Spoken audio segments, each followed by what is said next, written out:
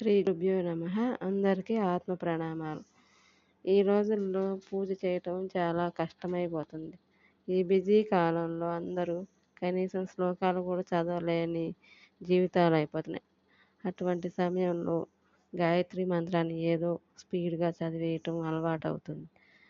అసలు గాయత్రి మంత్రాన్ని ఏ విధంగా చదవాలో తెలుసుకుందాం.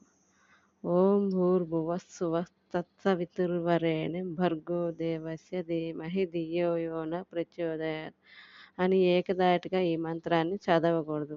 దీనిని 4 చోట్ల ఆపి చదవాలి. అది ఎలాగంటే ఓం భూర్భువస్సువః తత్సవితుర్వరేణ్యం భర్గో దేవస్య ధీమహి ధియో యో నః ప్రచోదయాత్. ఇలా మంత్రం మధ్యలో 4 సార్లు ఆపి చదవాలి. ఈ మంత్రంలో